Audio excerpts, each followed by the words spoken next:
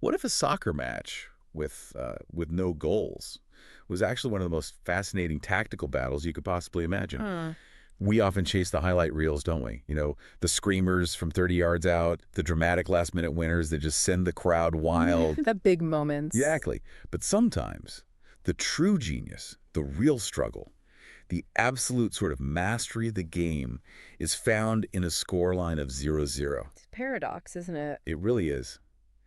The absence of the main thing, a goal, forces you to look deeper, doesn't it, into every single aspect of the game. It demands a different kind of appreciation, I think. It absolutely does. I mean, when the scoreboard stays silent, it's saying something profound about the defensive strength, the strategic thinking on display. It Correct. makes us peel back the layers, and understand the tiny decisions, the intricate plays that stop the net from bulging. And today, we're taking a deep dive into precisely such a game.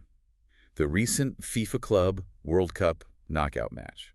It was between Fluminense, the champs of South America's Copa Libertadores, and Borussia Dortmund, the formidable UEFA Champions League runner-up from Europe. Big matchup. Huge.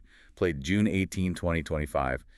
And yeah, on paper, it might look like just a numerical stalemate, 0-0, but we promise you it was anything but uneventful. Our mission today really is to pull back the layers on this tactical stalemate. We'll unpack the strategies, the flashes of individual brilliance, those near misses that had everyone on the edge of their seats. Oh, yeah? And even the subtle psychological warfare, that led to that blank score sheet in regular time, forcing the game into extra time. So what we want to do is show you what this seemingly quiet 0-0 draw really tells us about the highest levels of modern soccer. Specifically, I guess, how two opposing philosophies just clashed and perfectly canceled each other out. Yeah, it was a fascinating tactical battle. All this insight, it comes from a really detailed post-match review called FIFA Club World Cup, Fluminense versus Dortmund Tactical Stalemate. Okay, so let's unpack this. Right, to really get this match, we have to set the scene first. This wasn't just, another game. No way. This was a single elimination knockout tie, FIFA Club World Cup. The stakes couldn't be higher, really. The result directly decided a team's entire fate on the world stage. And that pressure, it's immense. Totally. Both sides carried a huge pressure, not just to advance for themselves, but also, to uphold the honor and reputation of their continents. South America versus Europe. That kind of pressure creates an atmosphere you can almost taste from the first whistle, doesn't it? It influences every single decision out there on the pitch. It profoundly shapes the game. I mean, single elimination, there's no second leg to fix a mistake, no league table safety net. Every tackle, every pass, every shot just feels heavier, amplified. For Fluminense, as the Copa Libertadores champions, their motivation was, well, it was deep, wasn't it? Proving the tactical diversity, the competitiveness of South American soccer. Challenging Europe's dominance. Exactly. Directly challenging Europe's long-standing dominance in these big international club competitions.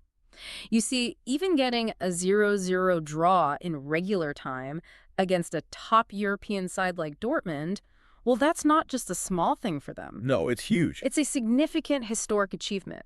It instantly boosts their international standing, validates their continental win, and earns massive respect for their style. And for Dortmund, the story was almost the opposite, which highlights the different pressures they were under. As the Champions League runner-up, they had the expectation, didn't they? They had to show their European success wasn't just a one-off. Right, bolster the global brand. Yeah, show they belonged at the absolute top globally. For a European powerhouse, who most people probably saw as the stronger team on paper, well, a 0-0 in regular time, Yeah. that was likely seen as a missed opportunity. Yeah, frustrating for them, I'd imagine. A source of real frustration, maybe even regret. They were expected to win, probably comfortably, within 90 minutes. And that fundamental difference in expectation, where 0-0-0 means success for one and maybe failure for the other, that tells you so much about the psychological battle right from the start. That's a critical point. The immediate meaning of that 0-0 score in 90 minutes was, okay, extra time, maybe penalties. Simple enough. Yep.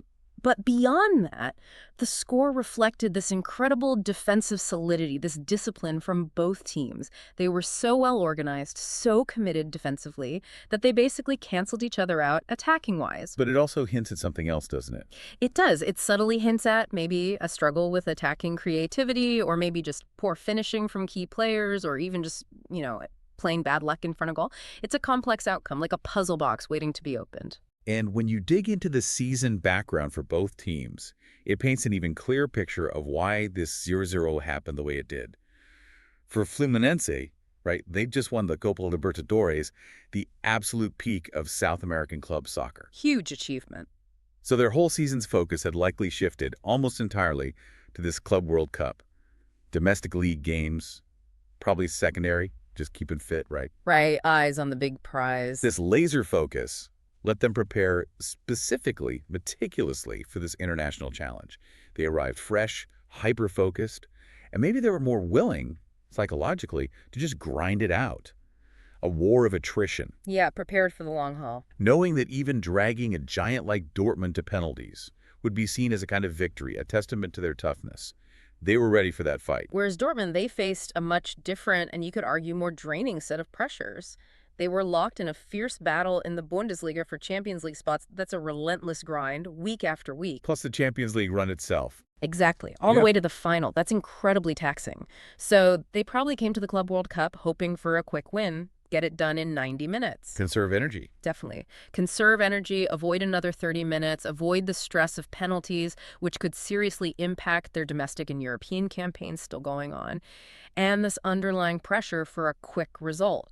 Maybe it led to a bit of impatience in their attack. Trying to force it. Yeah, maybe trying to force the issue, which perhaps hurt their precision, their composure in those key moments when maybe a bit more patience was needed.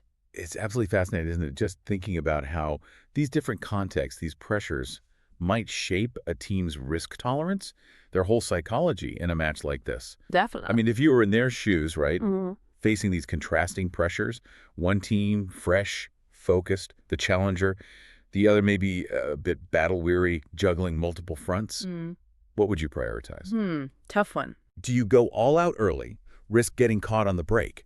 Or do you settle in, play it patient, disciplined, even if it means a grueling extra time or penalties? It's a massive strategic choice. Goes right to the heart of a team's identity. Okay, so with the stage well and truly set, let's dive into the match itself. The tactical chess game on the pitch, half by half. That's where the real story of this 0-0 started unfolding. Right, the first half. The opening formations, the intentions from the coaches, they immediately set a very demanding tone. Fluminense, they lined up mostly in a 4-2-3-1, sometimes looked like a 4-3-3, right? And they immediately settled into that typical low defensive block. Not just sitting deep, though. No, it was highly coordinated, compressing the midfield space, creating this dense, almost like wall that made it super hard for Dortmund to play through the middle. But they weren't just passive. No, they were poised, weren't they? Looking to use their wingers' speed for quick counters, just waiting for that moment to spring. In Dortmund, kind of in response, or maybe expecting that, they also set up in a 4-3-3 or 4-2-3-1, but with a much more aggressive front foot style. High press. Yeah, relentless high press, trying to win the ball back deep in Fluminense's half, combined with quick, sharp passing. They kept trying to break through using the wings, stretching Fluminense wide, and also trying those central through balls, trying to split the lines. You wanted to control the tempo. Clearly. Control the tempo, get numerical superiority in midfield, hoping to just overwhelm Fluminense's defense. But that 0-0 halftime score really showed how well both tactics just canceled each other out. Defensive execution was top-notch. Absolutely. So disciplined on both sides, it just completely stifled any real offensive creativity. It felt less like free-flowing soccer and more like a strategic deadlock right from the start. But even without goals, that first half had plenty of moments, crucial moments, that really underlined the drama. Oh, definitely. For Dortmund, around the 25th minute, remember Karim Adeyemi? Pace merchant?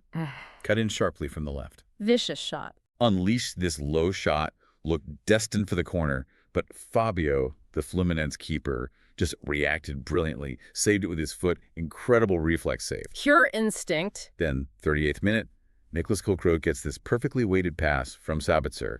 Suddenly, he's got a semi-one-on-one chance. Big chance. Crowd holds its breath, you expect a net to bulge, but his shot, agonizingly, just inches wide of the far post, that could easily have broken the deadlock, changed everything. And Fluminense, despite sitting deeper, they definitely had their moments too, proving they weren't just soaking up pressure. 15th minute, Ganso, their creative guy, plays the superb chipped pass. It's a beautiful ball. It's just sliced through Dortmund's lines, found Jhon Arias perfectly onside, threw on goal, golden opportunity. But his shot, Kobel, the Dortmund keeper, read it well, came out, gathered it comfortably. Good goalkeeping. Then just before halftime, 42nd minute, Fluminense get a corner.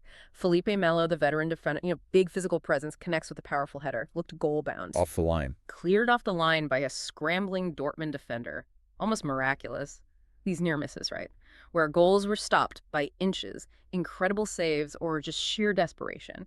They're so crucial for understanding the ebb and flow, the intent, and just the resilience of both defenses. And the halftime stats, they really do give you a window into how things were playing out. Dortmund had 62% possession, Fluminense 38%. It's a big difference there. Shots. Dortmund 7, 3 on target. Fluminense 4, only 1 on target. Fouls. Fluminense 10, Dortmund 5.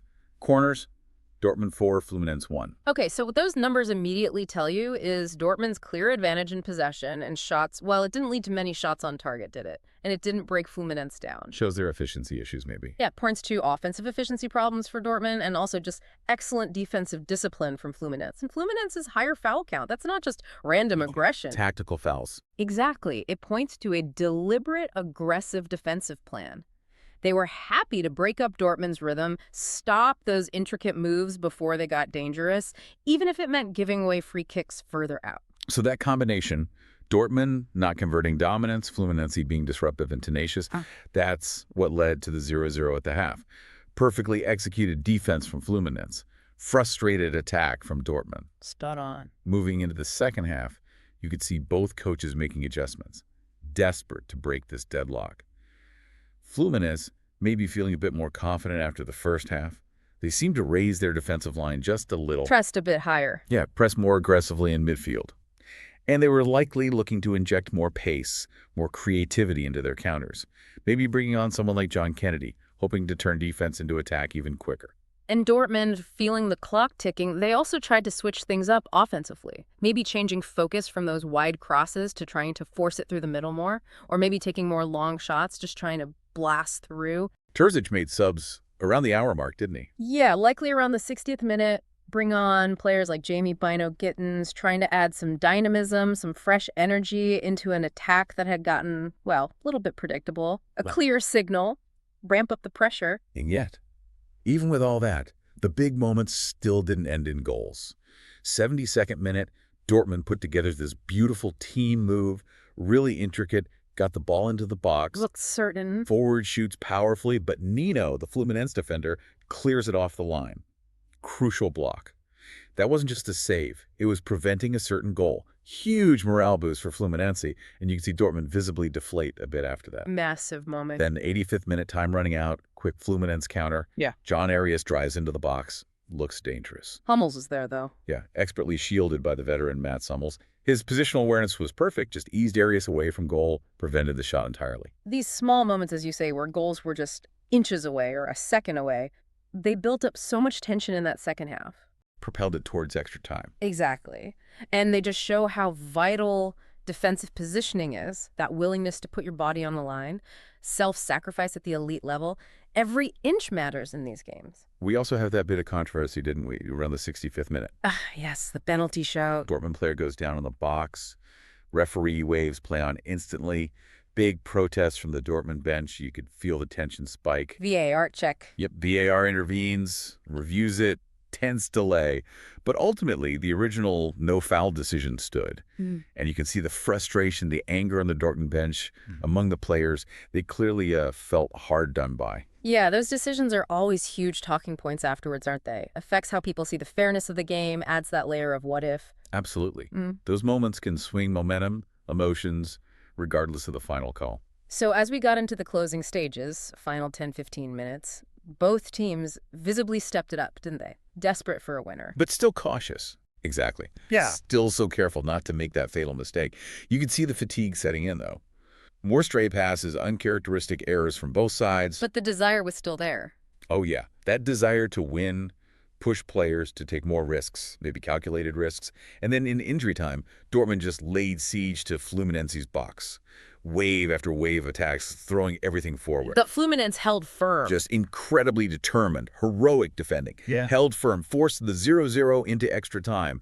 An astonishing display of resilience under enormous pressure. In a deadlock like that, every second counts. Every decision is magnified. Performing under that pressure, that dictates everything, holding your nerve. Absolutely, a masterclass in it. Okay, let's really drill down now into those near misses, the intricate tactics, and crucially the goalkeepers, because that's where the real story of this incredible 0-0 lies. Agreed. Fluminense's best clear chance. Probably that 15th minute one-on-one for Jhon Arias. Superb through ball, perfectly weighted. But Kobel was immense. Expertly saved by Gregor Kobel.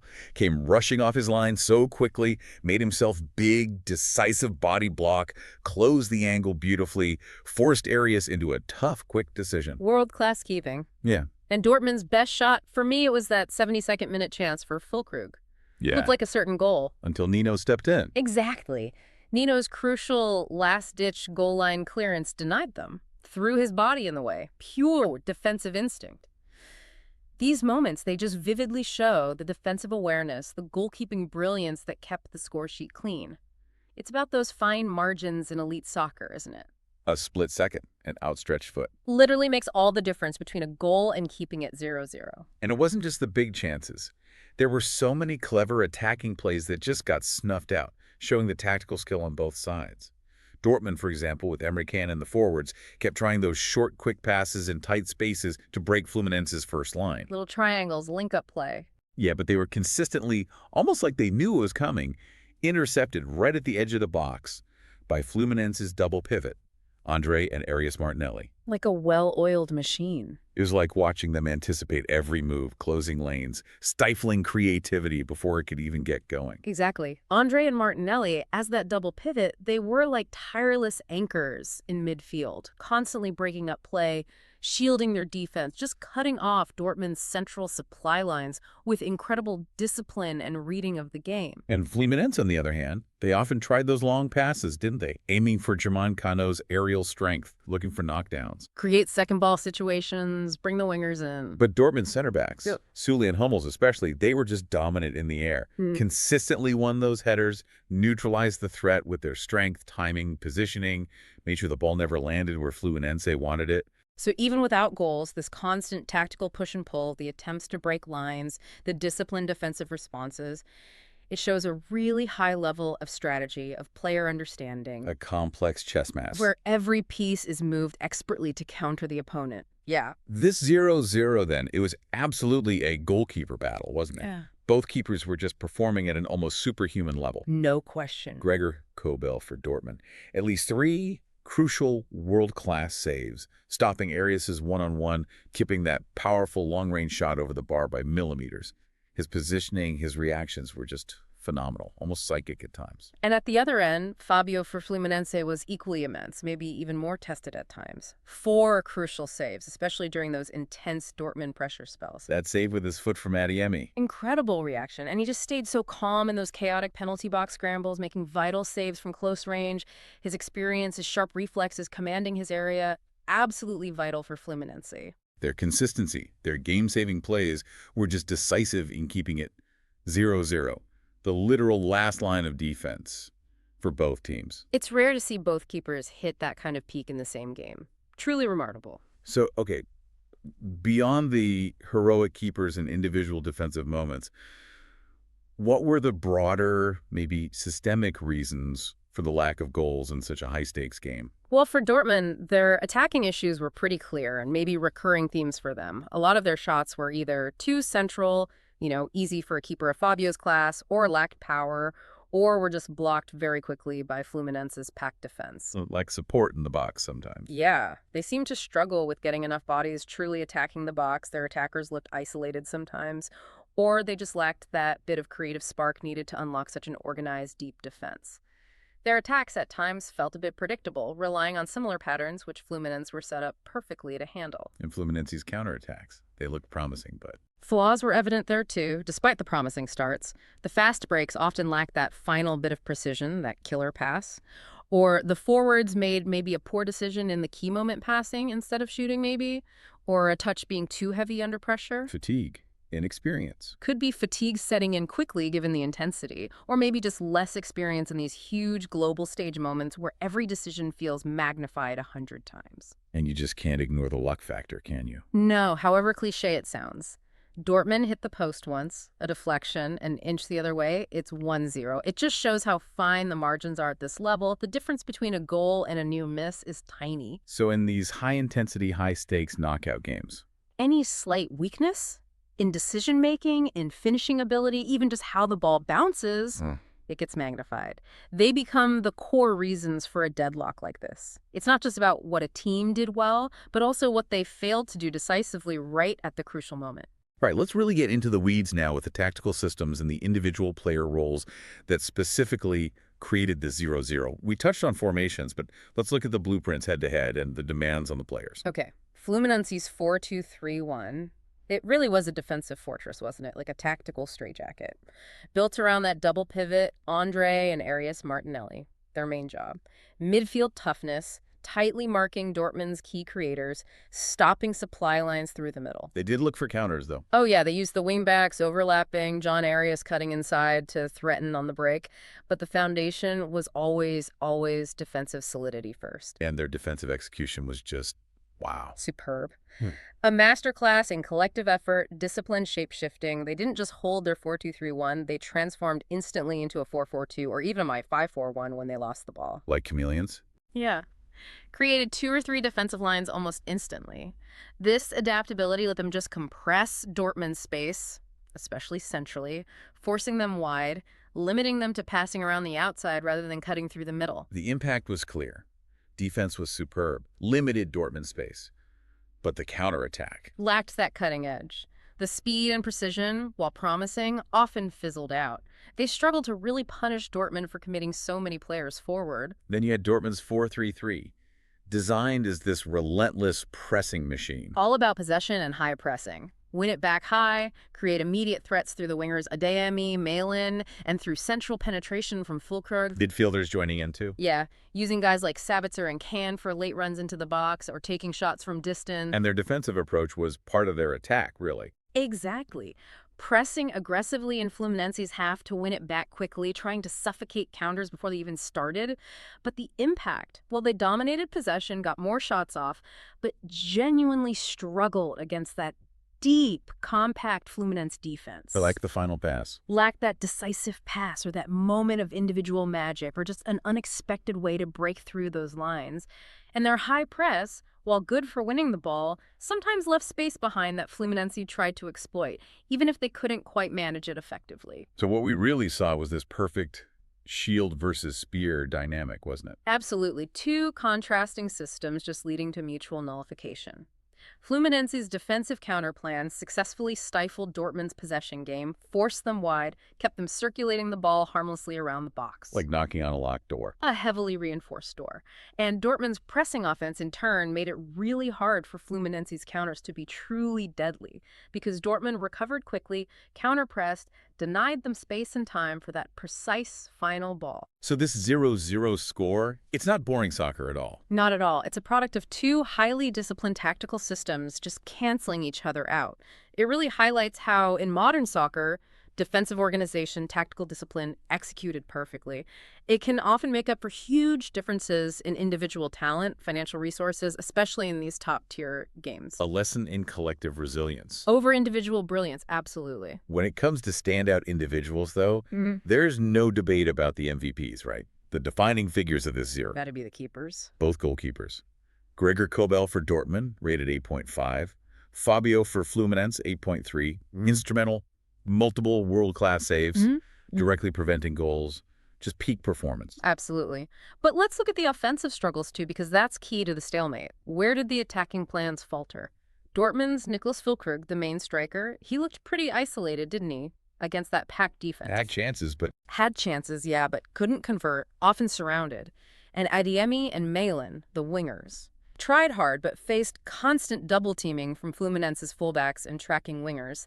That really limited their effectiveness, stopped them getting into those dangerous one-on-one situations. And on Fluminense's side, Jhon Arias showed flashes, definitely. Speed, skill on the counter, pushed Dortmund back. But the final ball. Yeah, the final pass or shot just lacked that bit of precision needed to consistently trouble Kobel.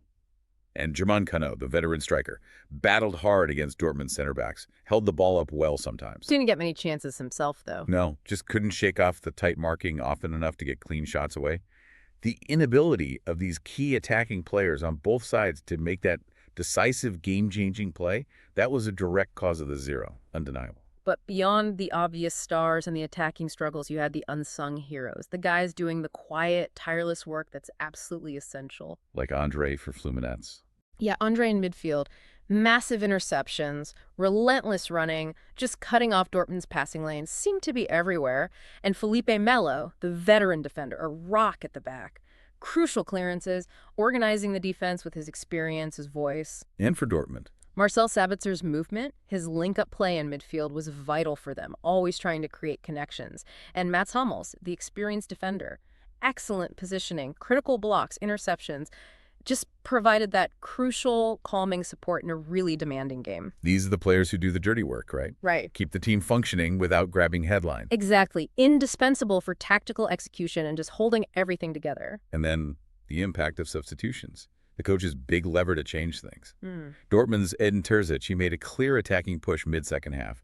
Bynoe Gittens, Moukoko, Ontran. Trying to add depth, energy, right? Yeah. Hoping individual skill, fresh legs, a change of pace could finally break Fluminense down. And Fluminense's Fernando Diniz, he likely countered smartly. Brought on Jhon Kennedy to keep that counterattack threat alive with fresh speed. And then later, more defensive players just to shore things up in the final minutes. See out the draw. And sure, they held on to that stalemate. So the analysis. Dortmund's changes did seem to increase their threat a bit. Bynoe Gittens looked lively. Moukoko sharp in the box. But Fluminense didn't buckle. Their defense just remained solid, refused to be completely pulled apart, and Fluminense's subs. They successfully maintained the defensive stability, kept the energy levels up. It proved their system was robust enough to handle the pressure, even from fresh legs, and adapt as the game wore on. Showed the strength of their game plan. Let's talk numbers then, the stats game. Because they paint a really clear, objective picture of what happened out there. Okay. Overall stats. Possession, Dortmund 60%, Fluminense 40%. Tells you Dortmund had the ball a lot, circulated it patiently. It didn't translate into goals. Exactly. Possession without real penetration against that compact defense. Shots. Dortmund 15 total, 4 on target. Fluminense 8 total, just 2 on target. So Dortmund's higher volume, but low accuracy. Critical factor in the 0-0. They got into shooting positions, but the quality wasn't there, or the pressure was too intense.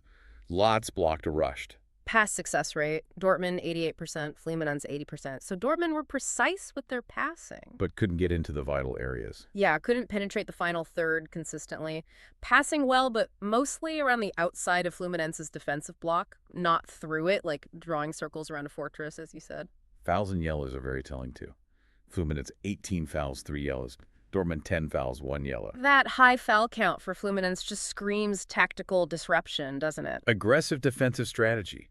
Willing to break up play, stop counters, prevent rhythm, even if it meant giving away free kicks or picking up cards. Calculated risk. Corners. Dortmund 8, Fluminense 3. Shows Dortmund's wide play, struggling centrally, led to corners. But Fluminense's defense in the box, Melo and Nino especially, neutralized those set-piece threats, won almost everything in the air. Offsides. Fluminense 1, Dortmund 3. Tackles. Fluminense's 15, Dortmund 12. And clearances. Fluminense a massive 25, Dortmund only 10. That's a huge difference in clearances. Fluminense's just proactively getting danger clear. Get it out of the box quickly, effectively, prioritizing safety over playing out from the back under pressure. So putting all those numbers together. Paints a clear picture. Dortmund dominated possession, volume, pushed hard. But Fluminense's aggressive, disciplined, incredibly effective defense, high fouls, tons of clearances, stopped that dominance turning into goals.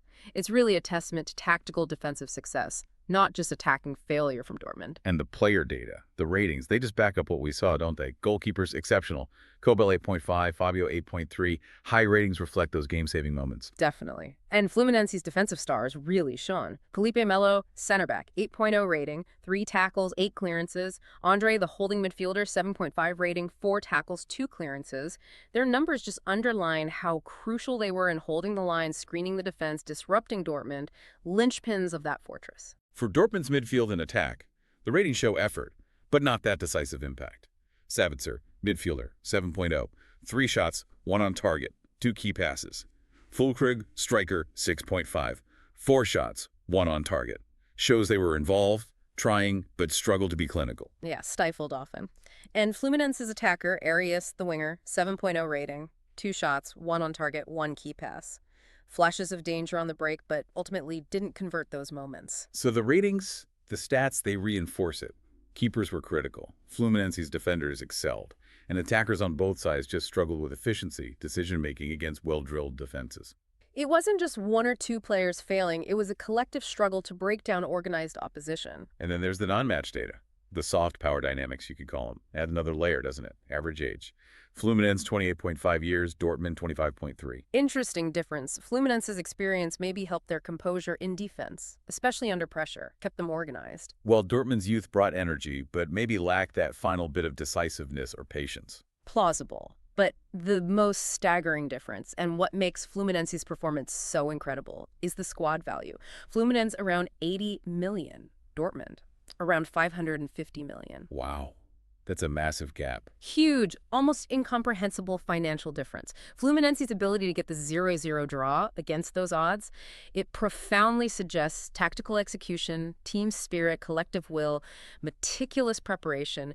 They can really bridge talent and financial gaps. A classic David versus Goliath. Where David held his own with tactics and resilience, absolutely. And you see it in average salaries too. Fluminense much lower, less international experience as a squad overall. So these hard facts, outside the game itself, they just highlight the magnitude of Fluminense's defensive achievement. Shows how a well-drilled, tactically smart, experienced team, even with far fewer resources, can overcome huge disadvantages in a cup competition. When the plan is executed flawlessly and everyone buys in, it's a powerful reminder, isn't it? Soccer isn't just about the most expensive players. It's about who plays together best, smartest, and with the most heart. Let's shift to post-match thing. Reflections. Starting with the coaches. Their comments often hint at strategy, immediate takeaways. Fernando Diniz, Fluminense coach, he'd have been bursting with pride, surely. Oh, undoubtedly. Praising the incredible defensive discipline, the fighting spirit against a European giant, emphasizing the collective effort, the near-perfect tactical execution, expressing huge satisfaction in taking it to extra time, proving their capability on the world stage. A moral victory, at least. And Edin Terzic for Dortmund. He'd be expressing deep disappointment, wouldn't he? Failing to turn dominance into goals, acknowledging finishing issues, maybe predictability in attack. Definitely concede Fluminense's defense was formidable, frustrating, and promise adjustments for extra time, aiming to finally break through before penalties. So the coach's comments give us a window, right? Diniz focusing on defense suggests a sustainable path for Fluminense against stronger teams. Terzic's comments reveal Dortmund's ongoing challenge. Breaking down organized, deep defenses. Maybe a recurring issue amplified here. Yeah, that sounds about right. The season context, the expectations, they played a huge role in how this 0-0 was viewed too. Fluminense came in on a high, Copa Libertadores winners, immense morale, national pride, riding a wave. So the 0-0 draw, forcing extra time against a European powerhouse, that already achieved a core goal for them. Proving their quality, earning respect for South American soccer. They likely felt much more satisfied, even triumphant, than Dortmund. Whereas Dortmund, Champions League finalists, they carried that weight of expectation. Affirm their European status, build the global brand. For them, 0-0 was likely below par. Created frustration, potentially added serious psychological pressure for extra time or penalties. It's fascinating how different expectations create such different feelings about the same result. And that mental state can then influence performance going forward, can't it? In those critical extra time moments. Adds a subtle but powerful psychological layer. Now, the immediate impact of the 0-0, 30 grueling minutes of extra time, maybe penalties, massive test of endurance, physical, mental, and bench strength, tactical nous. But what about the wider CWC progression? Ripple effects. Well, whoever won this incredibly draining match faced another tough opponent next round, likely with less recovery time. This game, physically and mentally exhausting, could leave the victor drained. Potentially creates an opening for their next opponent, influencing the whole tournament. Knock-on effect. Exactly. In knockout cups, the difficulty of one match carries over. Fatigue becomes that silent, critical opponent. And the fan reactions. Social media. Predictably intense and polarized. Oh, yeah. Fluminense fans. Overwhelmed with pride. Stubborn, defiant defense against a richer European club. Saw it as a victory of spirit, proof of South American quality, tactical skill, internet flooded with praise. Dortmund fans, mostly disappointed, frustrated by the attacking impotence, inability to break down that iron curtain. Questions about coaching, finishing were everywhere, anxiety growing about extra time, penalties. And social media just exploded, didn't it? Debates about the keepers, Fluminense's iron curtain, Dortmund's stagnant attack, specific missed chances, that VAR call. Hashtags like hashtag Club World Cup, hashtag Fluminense, hashtag Dortmund, hashtag 00000, hashtag iron defense, hashtag goalkeeper gods, hashtag tactical battle trending globally. Raw emotions, subjective views of a factual 0-0. Finally, let's look long-term. Implications, future outlook. Because one 0-0 match can echo through a whole season. For whoever progressed from this, intense focus immediately shifts to tactical analysis for the next opponent and, crucially, recovery. Player recovery is paramount after a game like that. If it went to penalties, mental prep, specific training becomes key. The physical and mental toll directly impacts the next game, creates potential vulnerability. And transfer market strategy. This match could definitely influence things. For Fluminense, if they advanced or just performed really well, young talents like Jhon, Arias might attract serious interest from European giants. Risk of losing players, but also potentially huge transfer fees for reinvestment development. And for Dortmund, if they didn't advance, this match would likely trigger an urgent need to strengthen their attack in the next window. Clinical strikers, creative midfielders needed to address those finishing issues that struggle against compact defenses. So squad depth, specific reinforcements become critical. Fluminense might look for more creativity and more efficient forwards to make those counters truly deadly. Dortmund clearly needs better finishing in the box, more diverse attacking methods beyond just possession and wide play. And ultimately, it impacts season goals. If Fluminense advanced, the target becomes the Club World Cup title, the dream. Eliminated. Refocus on domestic league, next Copa Libertadores. If Dortmund advanced, push hard for the CWC trophy to salvage the international campaign. Eliminate it. Double down on securing that Champions League spot domestically, crucial financially, prestige-wise. It's incredible, isn't it? How one 0-0 soccer match, a tactical stalemate, can ripple through a club season, affect player values, shape transfer strategy for years, even redefine long-term goals and ambitions. It really is. So there you have it. A deep dive into a 0-0 draw that was, well, anything but boring. Definitely not. It was a masterclass in defensive strategy, a testament to the incredible skill of two world-class goalkeepers, and just a fascinating case study in how tactical battles unfold at the very highest level.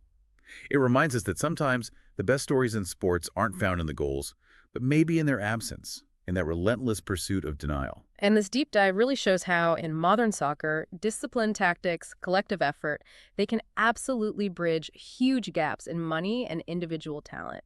It's a powerful lesson in resilience, in strategy, shows the best team isn't always the one with the biggest budget, but often the one that executes its plan with the most unwavering discipline. As we wrap up then, here's something to think about. What do you reckon is harder to consistently achieve in elite soccer today? Building that unyielding defense that could just nullify a top attack? Or consistently breaking down that kind of defense with creative, decisive offense? Good question. And how much does a single match, even a 0-0 draw like this one, truly reshape a club's season trajectory, its future transfer plans? We hope this deep dive has given you a whole new appreciation for what happens when the scoreboard stays silent. Until next time, keep digging into the details.